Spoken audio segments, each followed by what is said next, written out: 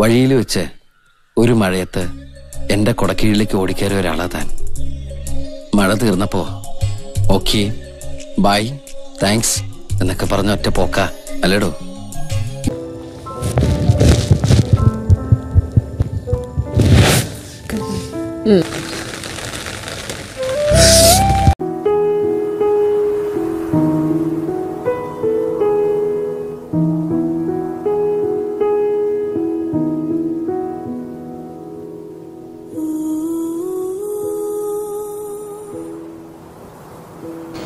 വളരെ അടുത്തുപോയവർക്കും ബന്ധത്തിന്റെ ആഴം നോക്കാതെ എവിടെ വെച്ചും എപ്പോഴും കൈകൊണ്ടിങ്ങനെ ഗോഷ്ടി കാണിച്ച് യാത്ര ചോദിക്കാവുന്ന ഒരു വാക്കാണല്ലോ ഗുഡ് ബൈ.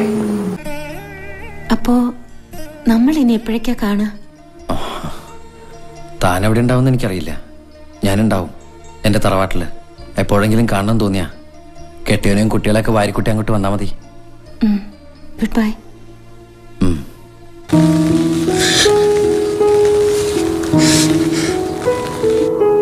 ആരും അറിയണ്ട, നഷ്ടപ്പെട്ടത് എനിക്ക് മാത്രല്ലേ.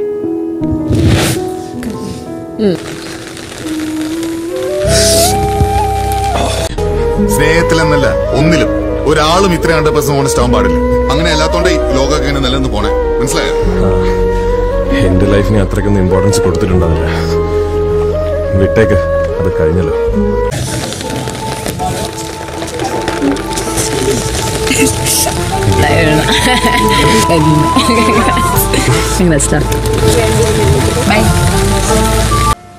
ഈ സത്യം അറിയാൻ വൈകിയത് കൊണ്ടാണ് എനിക്ക് തെറ്റിദ്ധാരണകൾ ഉണ്ടായത്.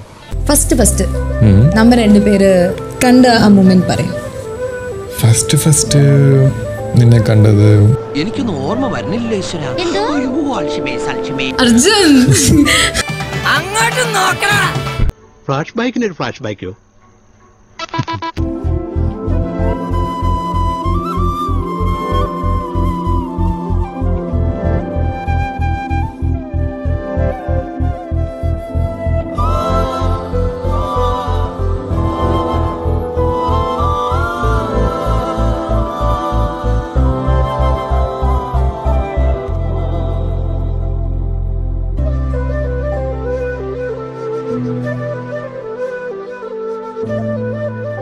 നിങ്ങൾ കാണിക്കുന്ന ഈ സ്നേഹം കാണുമ്പോ എനിക്ക് പോലും അസൂയ തോന്നുന്നുണ്ട്.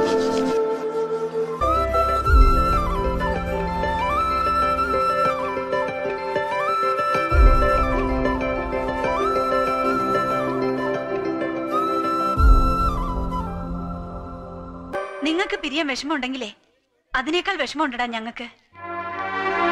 ഞങ്ങളുടെ ആഗ്രഹം നിങ്ങൾ എന്നും ഒന്നിച്ച് ജീവിക്കണം തന്നെയായിരുന്നു. നിങ്ങൾക്കത് തോന്നാൻ വൈകിയേ ഉള്ളൂ.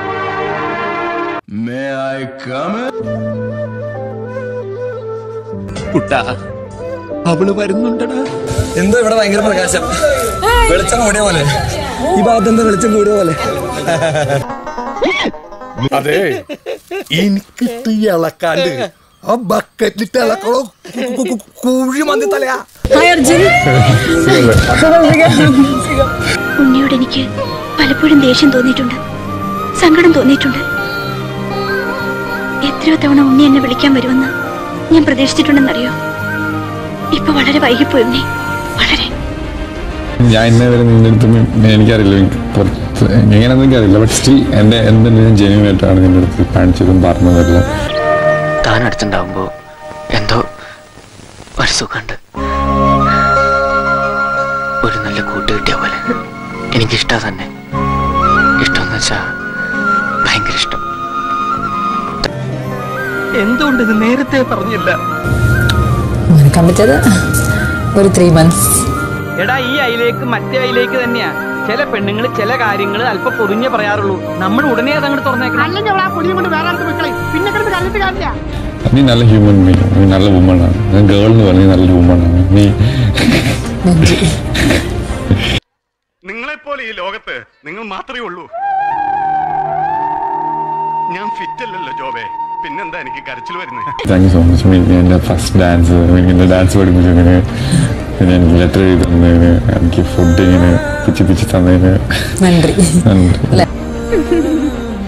അപ്പൊ നേരം വെളുക്കും വരെ ഇത് തന്നെ ഓർത്തോണ്ടിരുന്നത്? ഇപ്പൊ പെട്ടെന്ന് ഓർത്തു. പെണ്ണുങ്ങളെ വിശ്വസിക്കരുത്, അവർ പറ്റിക്കും. ഞാൻ എക്സ്പെക്ട് ചെയ്തത് അറ്റ് ദ എൻഡ് വരെ സൈഡിൽ വിചാരിച്ചിരുന്ന കാഴ്ച കാണാൻ നിൽക്കാതെ മരുന്നുണ്ടോ താൻ? ഞാൻ ഈ കാഴ്ചയിലുള്ള ഭ്രമരമാണ് ശ്രദ്ധിച്ചത്.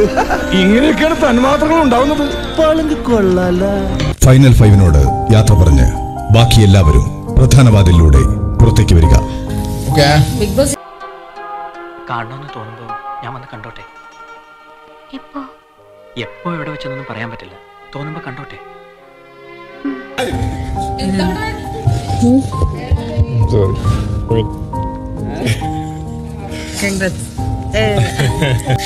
അപ്പോ താൻ പോവല്ലേ? വേണ്ടേ?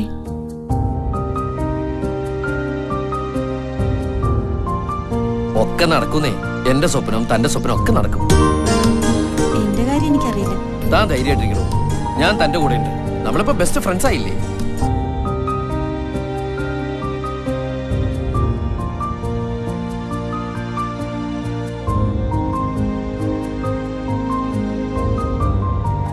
എന്താടാ നോക്കി നിൽക്കുന്നത്? പറന്നോടാ, എവിടെ വേണമെങ്കിലും പറഞ്ഞു.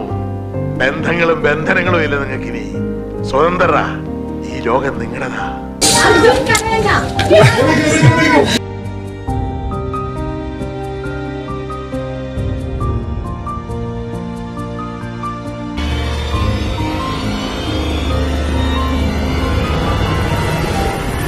അർജുൻ, ഇത്തിരി വർഷം പെട്ടെന്ന് പോയില്ലേ? പിന്നല്ലാതെ കൂടെ നല്ല ആളുണ്ടെങ്കിൽ സമയമൊക്കെ പെട്ടെന്ന് പോകും.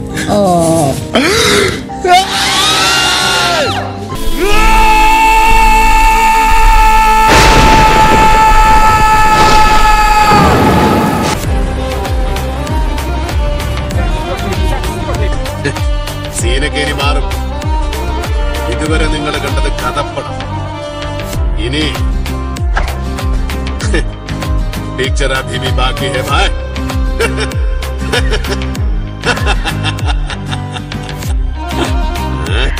വീരന്മാരെ അഭിനന്ദിക്കാൻ ഈ ദാമോദരൻ എന്ന് സന്തോഷവും. സർക്കാർ റണ്ണർ-അപ്പിനുള്ള കോപ്പിയാണ് പ്ലീസ്.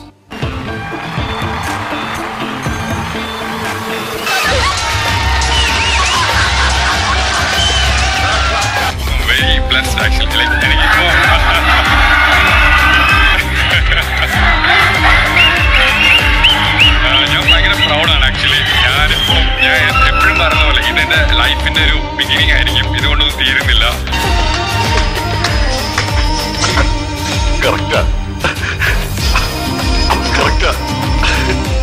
അടിച്ച് കേറി വരട്ടെ. ഇതിനൊരു സർപ്രൈസ് ഞങ്ങൾ കൊടുക്കുകയാണ്.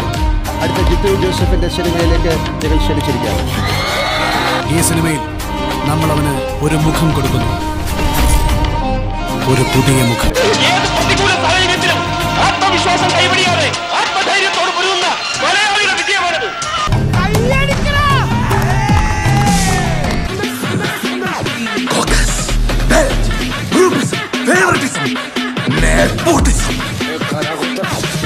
ഒറ്റയ്ക്ക് വഴിവെട്ടി വന്നവനാണ് ഞാൻ.